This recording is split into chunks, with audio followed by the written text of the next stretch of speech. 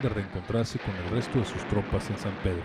Por fin Velasco se anima a entrar a San Pedro y envía a Benjamín Argumedo y sus laguneros. Haciendo punta, logran romper el cerco y viniendo del sur del pueblo, llegan a San Pedro, desde donde el general Mas y los jefes federales tratan de hacerle llegar provisiones y refuerzos a Refugio Velasco, que está en la Hacienda de la Soledad.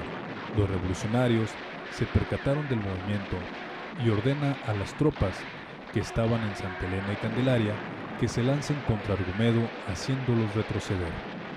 Los federales no dejaron de insistir en abastecer a Velasco y en un valiente ataque, el general Joaquín Mas se lanza sobre el flanco derecho y logra que Argumedo, con el convoy, salga rumbo a Viesca, donde Refugio Velasco recibe 500,000 cartuchos.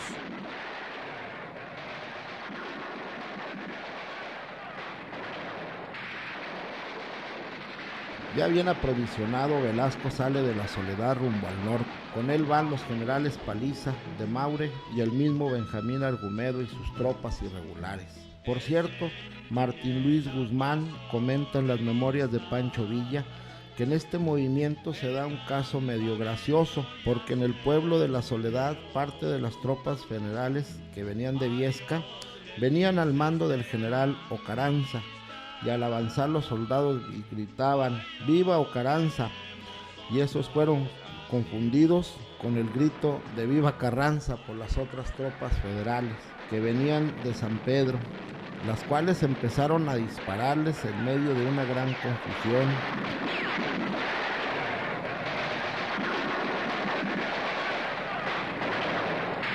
En la cual se dice hubo muchos muertos, y aquel asunto provocó un gran desánimo entre las tropas federales.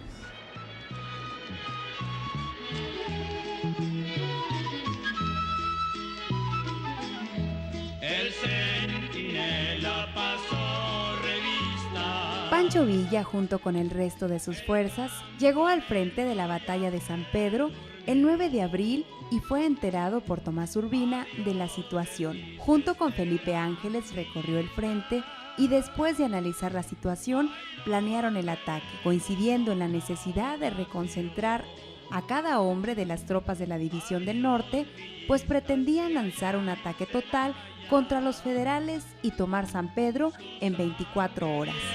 Con gran valor de aquella gran división del norte. Cuenta el mismo Villa en sus memorias que les amaneció el 10 de abril de 1914, Viernes Santo por cierto, y desde muy temprano inician las hostilidades con un violento ímpetu por parte de la División del Norte, en la cual venían al mando de Villa aproximadamente unos 12,000 efectivos. Ese día, la tierra sanpetrina se cubrió de sangre. Aquello, dicen los descendientes de los testigos de la batalla, fue tremendo. Algunas mujeres cuentan que sus abuelos y padres, de solo recordar aquella matazón, lloraban.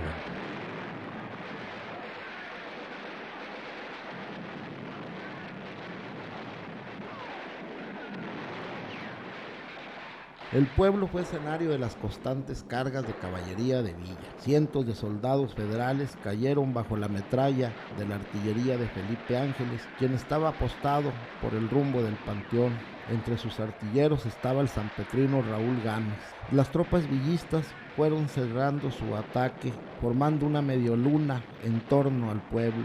Por el rumbo del ejido Carolina, al norte de la ciudad, Toribio de los Santos, con mucho valor, dirigía parte del ataque. Al centro, las tropas de Tomás Urbina disparaban constantemente, y la artillería de Felipe Ángeles, que estaba por el rumbo del Camposanto, hacía estremecer el cielo con sus potentes cañonazos.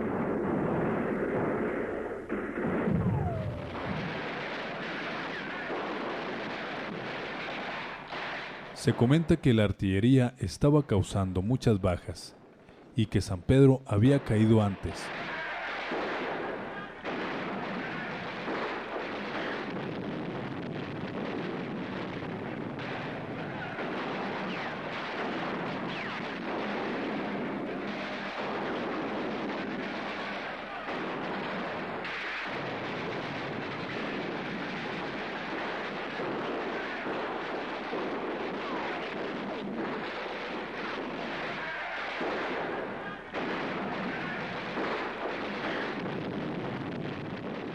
pero los pertrechos al general Ángeles se le acabaron, pues él confiaba en que llegaría más Parque, pero esto no sucedió.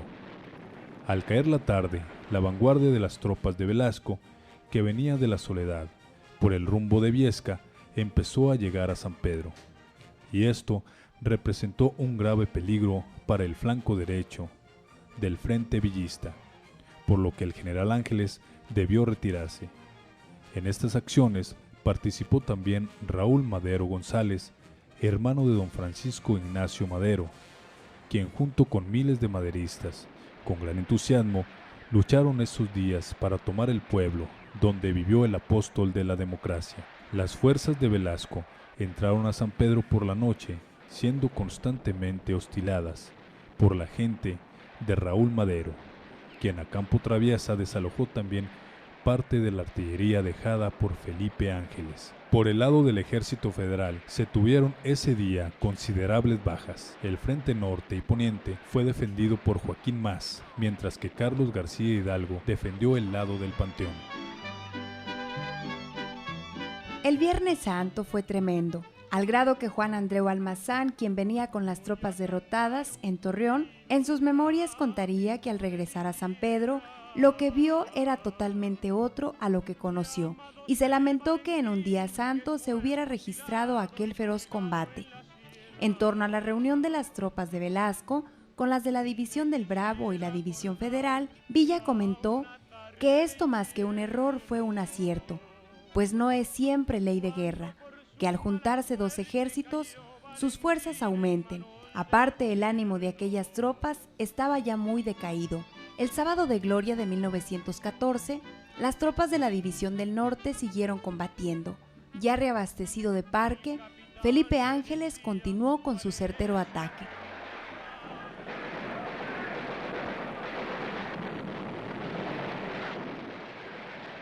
En la batalla de San Pedro, según comenta el capitán Carlos Aguilar del archivo del Instituto de Historia de la Secretaría de la Defensa, se usaron armamentos muy modernos para ese tiempo.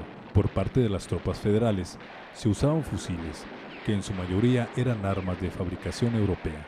Por parte de la División del Norte, se usaron las famosas carabinas Mauser, fusiles Mauser y carabinas 30-30, que eran de repetición más rápida y más fáciles de recargarse. La artillería que se usó fue también de lo más moderno. Felipe Ángeles, según los hermanos Benavides, tenían cañones de granadas fragmentarias. Los revolucionarios traían también pistolas Colt Remington y los federales armas cortas, también de fabricación europea. El armamento de los revolucionarios era más moderno y al ser de origen americano, esto permitió que fueran mejor abastecidos que los federales. El domingo de Resurrección se pactó una tregua por tratarse del día más sagrado para los católicos mexicanos. Ese día, después de 8 jornadas de combates, la población tuvo un respiro y pudieron salir de sus escondites para abastecerse de agua y alimentos. Don José Manuel Martínez cuenta una anécdota de una familia que se escondía en una noria, salió y al encontrar un cerdo muerto por la metralla en la calle, lo hacen chicharrones y al consumirlo, la carne en mal estado les causó problema digestivo. Otros cuentan que ese día se pudo recoger a muchos cadáveres, tanto de federales como de revolucionarios. Ese día hubo una procesión y los servicios religiosos se llevaron a cabo en medio de una tensa calma.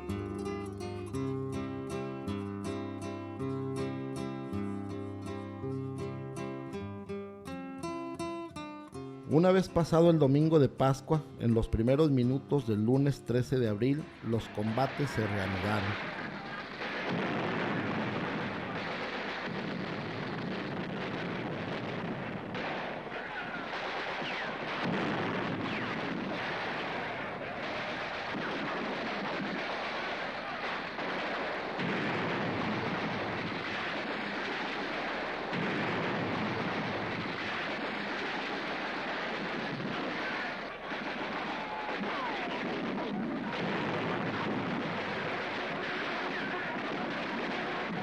Para esto, Velasco quien fue herido había delegado el mando en el general Carlos García Hidalgo, y junto con los generales a su mando, empezaron a comprender que la batalla la estaban perdiendo, por lo que aquel lunes empezaron a planear la retirada.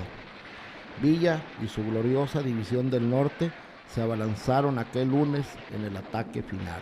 Las detonaciones de la artillería de Ángeles seguían resonando en la tierra sanpetrina. En la retaguardia revolucionaria, Rodolfo Fierro seguía cumpliendo cabalmente su trabajo de evitar que nadie desertara. Al que corría en sentido contrario al frente de la batalla, Fierro lo mataba. Yo soy soldado de Pancho Villa, de sus dorados soy el más fiel. Las tropas de Villa avanzan en una carga impresionante, y los federales, la tarde del lunes, empiezan a huir en desbandada. En su retirada, los huertistas incendian el mercado y la casa de los Gámez, que fue habilitada como cuartel general federal, la tienda de las Amazonas y muchas otras casas. Para ese momento, la misma población ya está combatiendo con los federales. Desde las ventanas de las casas de este revolucionario pueblo, los federales son atacados. En venganza, García Hidalgo ordena fusilar a decenas de pobladores sospechosos de simpatizar con los constitucionalistas. La derrota es inminente. La madrugada del 14, los federales huyen, unos por la vía rumbo a Paredón, y el martes, por fin, Villa entra a San Pedro, y junto con el Centauro, entran a su pueblo Toribio de los Santos, Raúl Gámez, Petra Herrera, Salomé Hernández y cientos de sanpetrinos cuyos nombres cayeron en la noche de la historia. Combatieron con valor sin igual para vengar la muerte de Madero en su pueblo.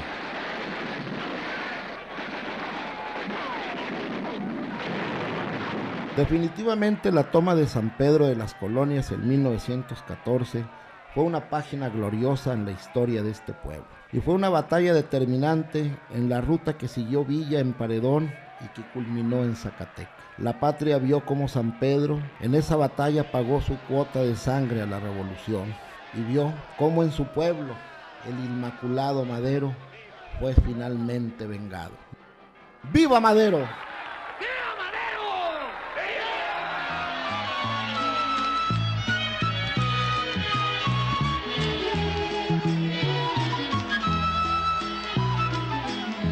El